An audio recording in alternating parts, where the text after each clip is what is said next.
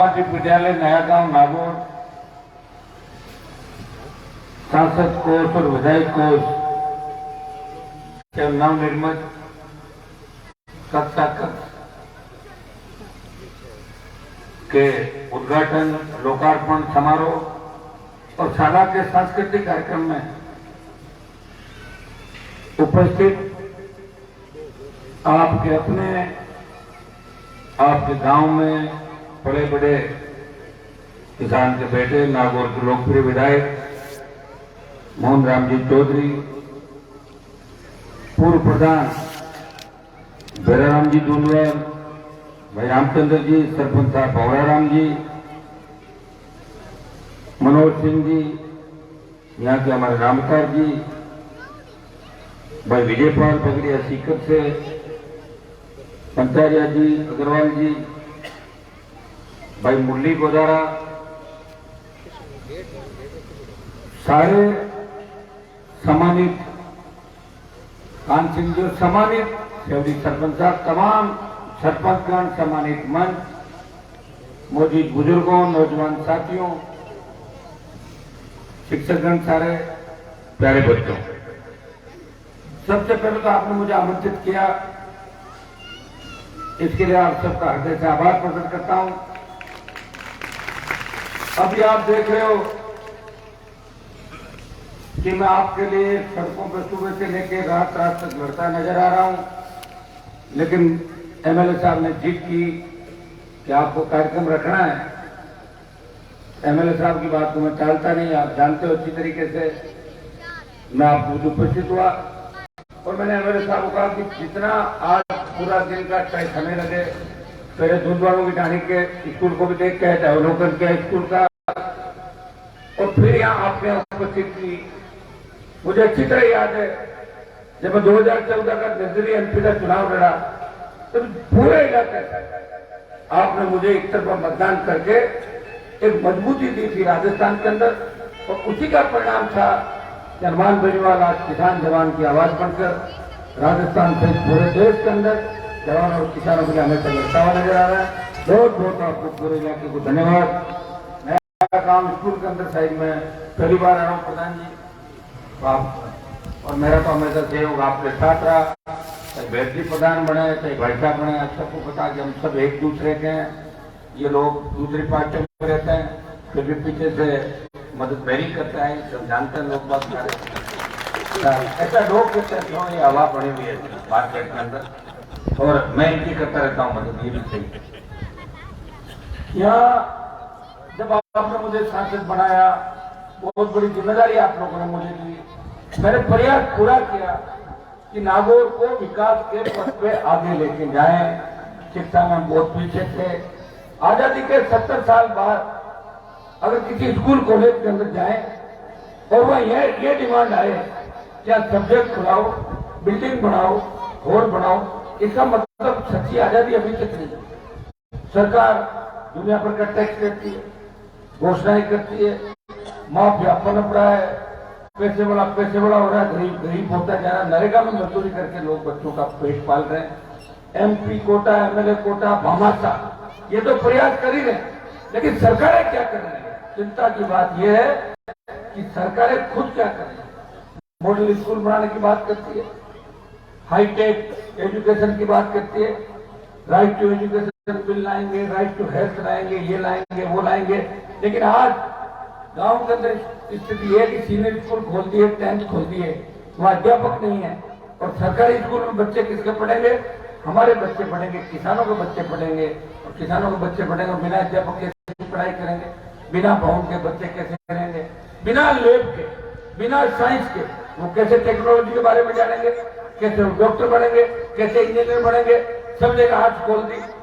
तो जो डिमांड आपके यहाँ से आई है साइंस सब्जेक्ट की, नया गांव सीनियर स्कूल और दूधवालों की टाणी के अंदर मैं घोषणा करके जा रहा हूँ कि अब की बार साइंस का सब्जेक्ट यहाँ पे जो आगामी सत्र होगा, इसे दोनों शालाओं के अंदर विज्ञान विषय खुलाएंगे, और विज्ञान विषय खोलने से हमारे बच्चे निश्चित रूप से आगे बढ़ेंगे। वही नागौर है, जब मैं विद्यालय के अंदर राजनीति करता था 20-22-23 साल पहले की बात है, तब हम 70-72 वोट होते होंगे नागौर के, सीकर झुंझुनू भरतपुर, यहाँ के बच्चे हमारे लिए लड़ते रहते थे हमेशा। और इसीलिए राजस्थान के अंदर जो प्रेम है ये उसी का कि कॉलेज विश्वविद्यालय की लाइफ से लेकर आज तक सबके बीच रहे, और इसलिए सब लोग मुझे पसंद करते हैं। हमारी तो संख्या बहुत थी, कम थी। आज नागौर के 3000 से ज्यादा बच्चे राजस्थान यूनिवर्सिटी में पढ़ रहे हैं। कहाँ तो 60-70, कहाँ 3000। अगर शिक्षा की अलग जगह थे, वो नेता जो लंबे समय तक यहाँ राज करके थे, ताली बजवाते वापिस चले जाते, उल्टे सुलटे भाषण देते, चुटकुले सुनाते चले जाते, कोई बड़ा काम नागौर के अंदर नहीं किया। इसीलिए नागौर पीछे रह गया। आज देखिए हमारा नागौर का पशु मेला जो आने वाला है, पिछले 2 साल पहले ट्रेन की बात करेगी तो जरूर, लेकिन पूरी नहीं चलेगी। लेकिन सत्ता के अंदर जो बैठे हैं उनसे ज्यादा हमेशा चलती रहेगी, ये मैं आपको विश्वास दिलाता हूँ। ये इसी का परिणाम है कि आज आप सब उम्मीद के साथ मुझे हर चीज बताते और मैं प्रयास भी करता हूँ। आज भी जो यहाँ की स्कूल की प्रमुख समस्या बताई, कागज भी मेरे पास क्या कहते हैं, एमएलए साहब तो आपके गांव के ही हैं, और एमएलए साहब को तो बजट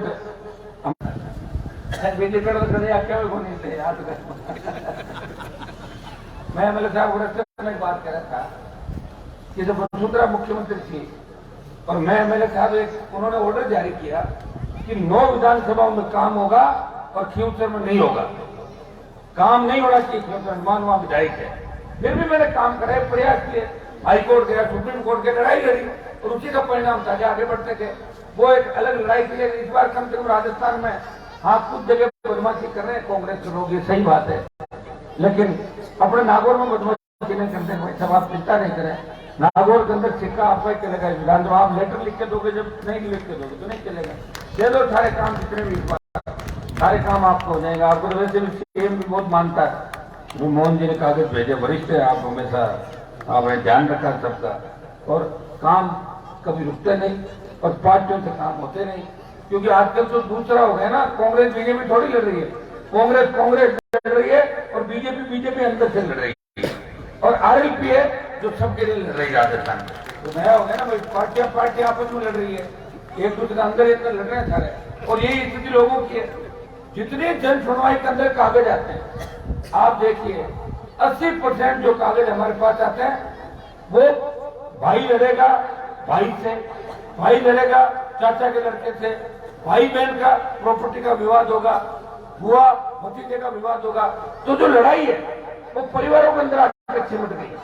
और कोरोना के बाद जो स्थितियां बनी, हमें और ज्यादा सावचेती से, मजबूती से काम करना होगा। इंसानियत खतरे में थी, हमने वो दिन भी देखे। पहले लोग कहते थे कि एक जमाने में मरी पड़ी थी, सुनते थे हम, मरी क्या थी कैसी थी, हमने थोड़ी देखी थी। मोदी साहब मरी की बात कर, भाई मरी पड़ी थी, बहुत लोग मर गए। उससे ज्यादा बड़ी मरी कोरोना के समय पड़ी। सेकंड जब लेयर आई, उसमें नागौर के अस्पताल के अंदर मैं पहुंचा, मैं आईसीयू वार्ड के अंदर गया, डॉक्टरों ने मना किया कि आपको पहले कोरोना हुआ था, एमपी साहब मत जाओ। मैं गया और मैंने पूछा कि मौतें कैसे हो रही है। कुछ अस्पताल के कंपाउंडर डॉक्टर थे जो किसान के बेटे हैं, उन्होंने मुझे रात को आके बताया कि सरकार ने निर्देश दिया है कि ऑक्सीजन का फ्लो धीमा कर दो, अपने आप आदमी मर जाएगा, अपनी बदनामी भी नहीं होगी सरकार की। और मर रहे थे लोग। मैं वहां गया, मैंने कहा कितने सिलेंडर की आवश्यकता है, बोले 350।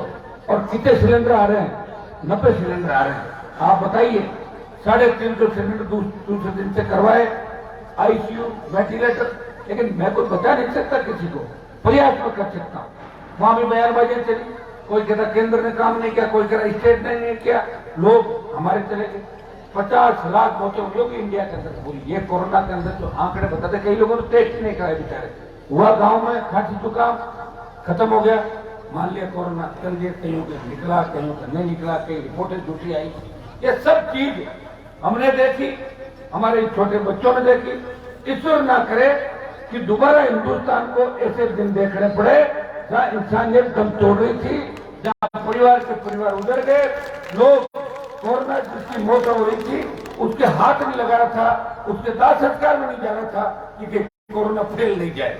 ऐसी स्थिति हमने देखी, हम सबने देख ली। इसलिए ज्यादा बात नहीं करके मैं इतना ही कहूंगा कि जो हमारी मूलभूत समस्याएं, ये काम एमएलए साहब और एमपी होने के नाते हम दोनों का है, क्योंकि पूरे इलाके का समर्थन हमेशा मेरे साथ रहा।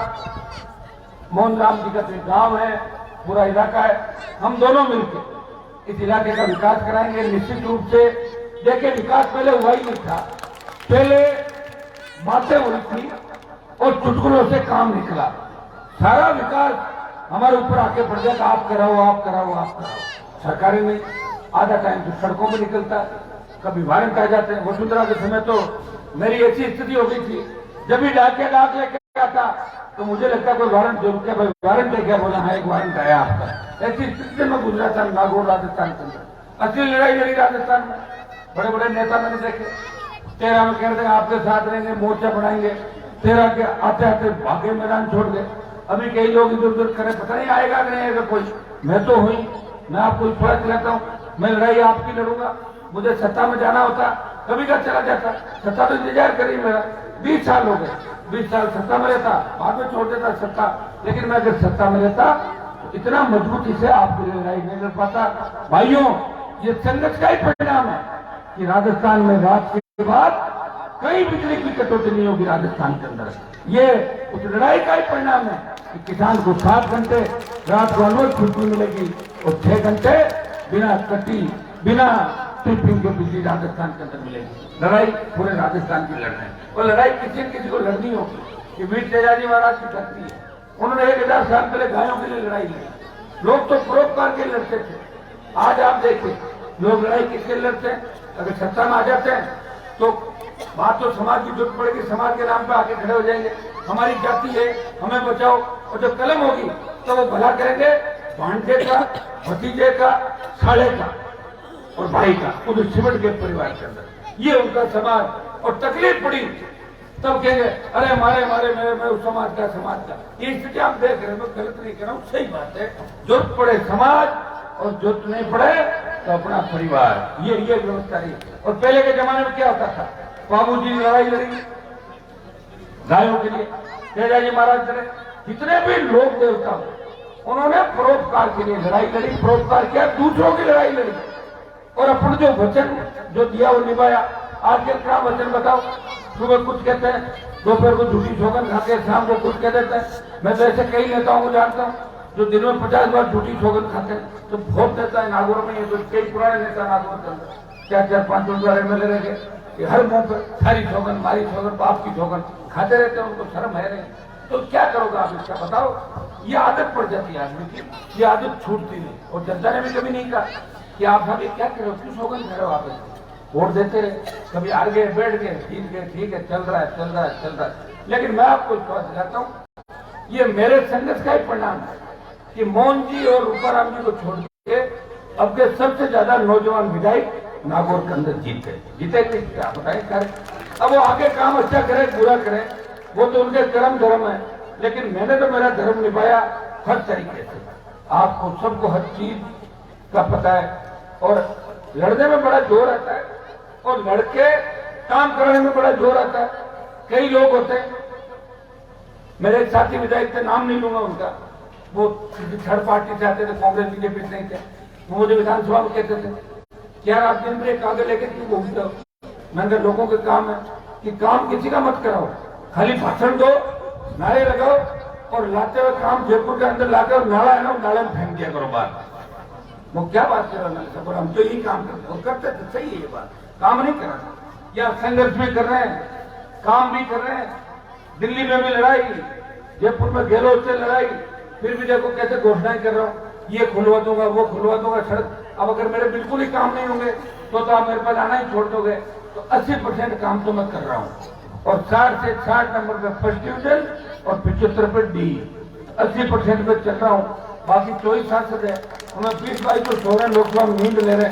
जब स्टेट का मामला आता है, जब किसान की बात आती है, जब जवान सेना को ठेके में दे दिया जाता है, कौन बोलता है इस देश में? नागौर का सांसद। तो नागौर का भी सम्मान बढ़ा रहा हूँ, किसानों का सम्मान बढ़ा रहा हूँ, आपके लिए लड़ रहा हूँ। मेरे तो कोई रिश्तेदार इनमें सेना के अंदर है नहीं, कोई नौकरी में नहीं, लड़ रहा हूँ, प्रयास करो, मेरी आदत है। अब 23 में तो पूरी लड़ाई में लड़ूंगा, ये तो तय है कि 23 की लड़ाई आर पार की होगी राजस्थान के अंदर। ये करो या मरो की स्थिति होगी और ये लड़ाई आपके लिए लड़ रहा हूँ। मैं चाहता हूँ थाने तहसील के अंदर गांव का गरीब आदमी जाए, उसको मान सम्मान मिले। ये जो बच्चे हमारे छोटे बच्चे, इनका भविष्य कैसे उज्जवल हो? डिग्री से पहले रोजगार की गारंटी हो, कर्ज मुक्त किसान, फ्री बिजली, टोल मुक्त राजस्थान, बेमुक्त अपराध मुक्त राजस्थान, हर पेपर आउट हो रहा है। कौन जिम्मेदार बताएं मुझे? क्या सरकार परीक्षा नहीं करा सकती? क्योंकि मुख्यमंत्री के नजदीकी लोग जब चंदे में शामिल हो जाते हैं तो सारा सिस्टम फेल हो गया। आरपीएससी से लेके माध्यमिक शिक्षा बोर्ड से आप रोज देखिए, हर पेपर आउट हो जाता है। आप कितने पकड़ पा रहे हो? एसओजी पकड़ती है, बड़े लोगों को बचा लेती है, अगला पेपर आउट हो जाता है। अब तो एसओजी में बयान तो एक अधिकारी पकड़ी गई, उससे का पैसा ऊपर तक जाता है, ऊपर तो उसके ऊपर तो अशोक राठौड़ नीति है और उसके ऊपर फिर सीएम और कौन ऊपर, और या फिर भगवान है ऊपर, वहां तो जाता नहीं, जाता तो ऊपर ही है। तो ये हालात राजस्थान के अंदर बने भाई। कौन बचाएगा इस राजस्थान को? इसे राजस्थान को बचाना है, इस देश को बचाना, सबको समझदारी के साथ हम लोगों को चलना। चुनाव के समय सबसे बड़ी विकट स्थिति होती है कि जो जाति की राजनीति करते हैं वो नेता एकदम से चुनाव के समय उपस्थित होते हैं, कोट पैंट पहन के और सीधे उतरते हैं बड़ी गाड़ी लेकर, 1 महीने तक जाति का नारा लगे चल जाते हैं, जाति के साथ लोग साथ चले जाते हैं। तो जो लड़ाई लड़ता है ना 5 साल 15 साल, उसको भूल जाते हैं वो लोग, उस हिसाब से वोट डाल देते हैं। तो अगर हर व्यक्ति तय कर ले कि हमें राजस्थान के अंदर परिवर्तन करना है तो परिवर्तन हो जाएगा। हो गया ना क्यों से परिवर्तन? मैं बिना टिकट भी जीता, वैसे भी जीता, पार्टी बना के भी जीता, और नागौर के अंदर अगर मैं गठबंधन से जीता तो बीजेपी ने मेरी मदद की, मैंने भी थोड़ा 17 जगह प्रचार किया भारतीय जनता पार्टी का, गठबंधन हुआ था। ये प्रयास था, परिणाम ये था, उसका परिणाम ही निकला। और जय जवान जय किसान के साथ नारे के साथ पार्टी बनाई। जब आपने कहा, आपने इतना मुझे कहा छोड़ दो छोड़ दो, छोड़ दिया, 4 बार छोड़ दिया, मतलब 3, 8, 13, 18, 19 मंत्री पद छोड़े, संघर्ष किया माफिया के खिलाफ। परसों मुझे देते बजरी माफिया के खिलाफ लड़ रहा था, कल बिजली का कर रहा था, और जो पेपर लीक का कर रहा था।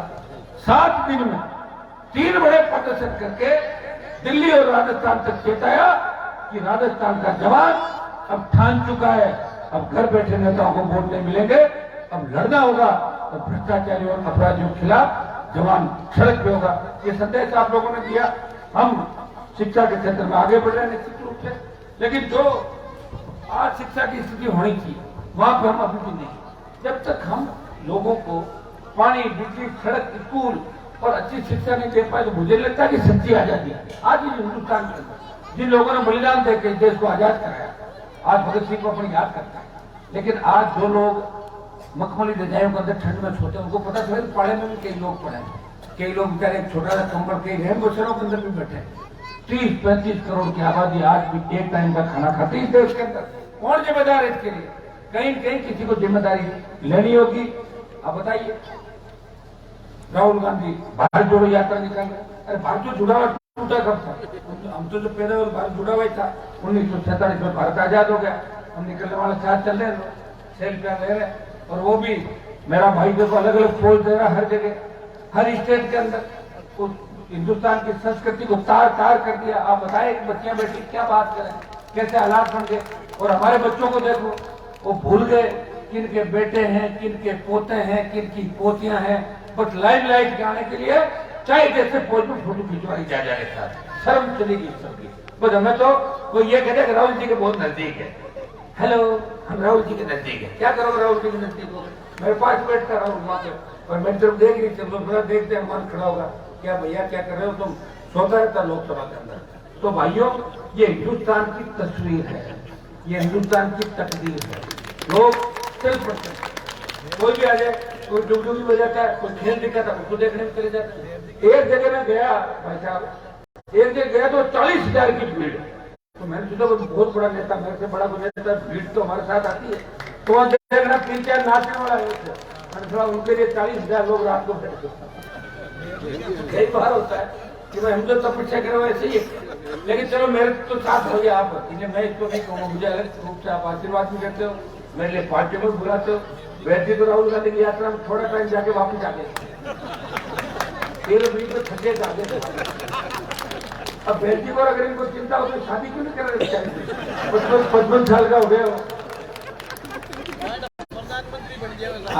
बन जाएगा। पक्का। हम लोग क्या नंबर है।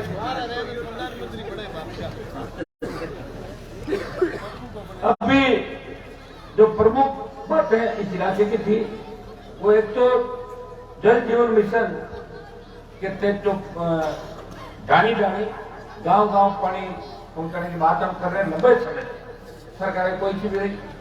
मैंने तो वो समय में देखा जब कांग्रेस की सरकार थी 2008 में।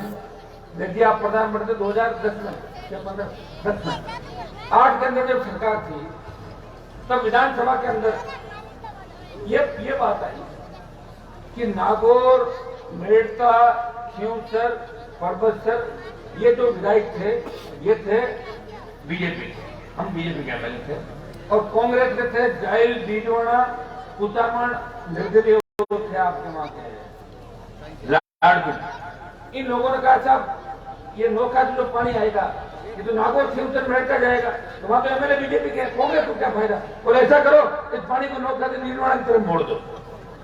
तो मैंने कहा मोड़ तो दो लेकिन जिंदा मरे थोड़ी, ये मोड़ के दिखाओ। आप ये बताओ क्या परिस्थिति हम लोगों से। ये उसी लड़ाई का परिणाम है कि आज अपन ये बातें तो कर रहे हैं। नहीं तो पहले निर्माण की तरफ पानी चला जाता, अपने यहाँ पानी आने में 50 साल लगते। कितना लगता बच्चा बताओ, कहाँ रहा पानी वहां बताओ मुझे। तो ये लड़ाई लड़ी और उसी का परिणाम है कि आज हर कागज आप लिख के दे रहे हो। मुझे इस बात की खुशी है कि लोग कह रहे हनुमान जी आपने क्या किया। मैंने जगह दिया सबको। पहले कोई कागज देता था नेताओं को, पहले नेताओं के सामने हरिंदर और ये लोग आते थे, वो कुर्सी पे बैठते थे, हरिंदर लोग नीचे बैठ जाते थे और इधर सर्किट हाउस समझते थे। मैं जब जीत के गया मैंने सर्किट हाउस खुलवाया पूरा। मैंने कहा पूरा सर्किट हाउस खोल दो जनता के लिए। खोल दिया, 1.5 साल में बैठा रहा, कब्जा कर लिया मैंने सर्किट हाउस में। खाली नहीं क्या लोगों का सर्किट हाउस में कोई दम नहीं, मजा ही नहीं आ रहा। रोज बैठते हैं, वही बीड़ी बुझाते थे, ठोकर पे बुझाते थे। तो जो एक खौफ था इन नेताओं का, जो एक खौफ था, ये जिस तरह पहले जागीरदार राज करते थे लोग उनसे, इसी तरह नेताओं से डरते थे। नागौर, जोधपुर के अंदर ये ऊपर मिल लेते थे और नीचे आके कहते थे मैं मुख्यमंत्री या केंद्रीय प्रधानमंत्री फैला जिनका बातें करते थे। लेकिन भाइयों जगाया हमने, यहाँ ढाणियों के अंदर कितना बड़ा अंधेरा था, जुड़ी धीरे धीरे। आज भी जो सौभाग्य योजना है उस सौभाग्य योजना दिल्ली की योजना थी। अजमेर और जोधपुर डिस्को के अंदर हमारे ढाणियां इसलिए नहीं जुड़ पाई कि पैसा समय पे खर्च नहीं कर पाई। अजमेर और जोधपुर डिस्को करोड़ों रुपए वापस चला गया। हमने बात करी दिल्ली के अंदर मंत्री जी से, उन्होंने कहा कि स्टेट गवर्नमेंट ने खर्चा नहीं किया। मैंने कहा छोड़ो साहब, स्टेट भी अब तैयार है। बोले अब लेट हो गया। मैंने कहा कैसे करके योजना को वापस लागू करना है और आप ये कराओ कि एक ढाणी भी अगर कहीं पे, सिंगल ढाणी भी, 5 की बात हो सको, सिंगल ढाणी भी अगर राजस्थान में कहीं पे तो उसको भी बिजली से जोड़ दिया जाए। उस योजना को लागू करा दिया। अब थोड़ा सा उसके अंदर एक मामला अटका है कि दिल्ली वाले कुछ पैसे कम दे रहे हैं, स्टेट कम देना चाहता है। इस लोकसभा सत्र के अंदर बैठा के बात करा देंगे। प्रत्येक ढाणी, इस इलाके की नहीं, राजस्थान की प्रत्येक ढाणी आने वाले 1-1.5 साल के अंदर बिजली से जुड़ जाएगी। ये मैं आप सबको विश्वास दिलाना चाहता हूँ। तो अपने इलाके में खूब सारी फाइलें, नया गांव वाला है, मुझे पता है ये ढाणियों का इलाका, खियूसर का और इलाका, यह सब ज्यादा बिजली का काम होगा। एक जो नई टंकियों की बात एमएलए साहब ने कही, ये सही है। टंकियों के अंदर भी बड़ी राजनीति हुई नागौर के अंदर, राजस्थान के अंदर। मन चाहे लोग टंकियां ले गए, जहां चली वही काम कर गया। लेकिन हमें भी कुछ सांसदों को इसके अंदर कुछ एक लेटर आया था, उसमें दिया है कि सांसद भी एक बार इसकी मॉनिटरिंग करेंगे। तो जब मैं मॉनिटरिंग करूंगा तो आप जानते ही हो बच्चे में सारे काम हो जाएंगे। आपके टंकी की कालड़ी, नया गांव, इन्याला, मंगरा मांग आई है। एक टंकी तो आप नहीं बनवा देंगे, ये मैं घोषणा करके जा रहा हूं यहाँ पे, और जल्दी इसकी स्वीकृति जारी करा देंगे। दूसरे जो बच्चे हुए काम हो, एमएलए साहब बता देंगे। अभी मुझे जब बजट सत्र चलेगा एमएलए साहब वहीं रहेंगे। इनके इलाके के जो भी काम, ये जो इलाका इनका हमारा शामिल भी है, कोई दिक्कत नहीं। देखो सड़कें बन भी रही है, आप ऐसा मत कहो कुछ नहीं हो रहा। बड़े बड़े काम हो रहे हैं इस इलाके के अंदर और होंगे। प्रधानमंत्री ग्राम सड़क योजना जो फंसी पड़ी दिल्ली के अंदर, वो निकल जाएगी। तो नागौर में काफी बड़ी रोडें आपको मिलेगी, अच्छी रोडें नागौर के अंदर बनी। और अड़ाई से पुरानी एक जो रोड थी आपकी काफी लंबी मकोड़े की तरफ, वो रोड भी होगी। प्रमुख रोड हुई है। एमएलए साहब ने भी अपने कोटे के करीब साइड मेरे हिसाब से 150 किलोमीटर करीब बढ़ा दिया सड़कें टोटल किसी। 60-70 135 किलोमीटर सड़क बनी। अब की बार जो 70 होगा उसमें और ज्यादा सड़क बनेगी और जो बाकी बचेगी वो मैं बनवा दूंगा है।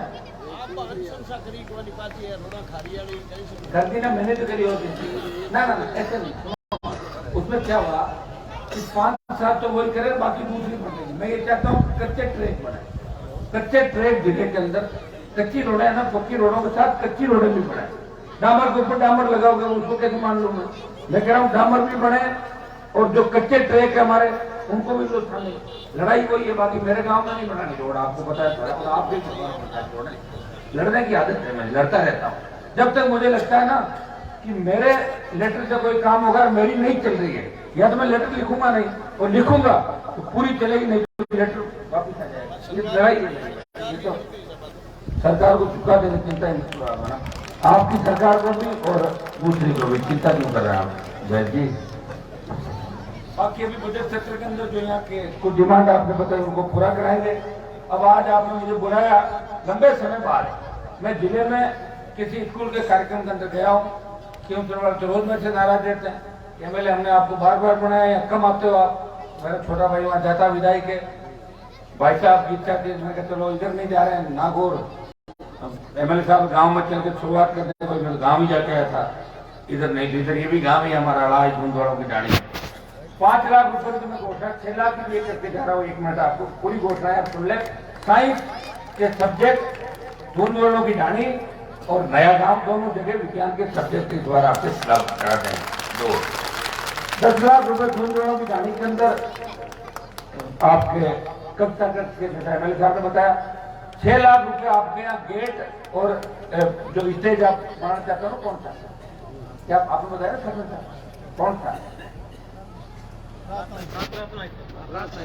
का तो बोला बताया आपने, तो एक बार ये तो करा लो जो और बनवा देंगे। और जो होल आप चाहते हो उस होल को भी हम कोई होल का रास्ता निकाल देंगे।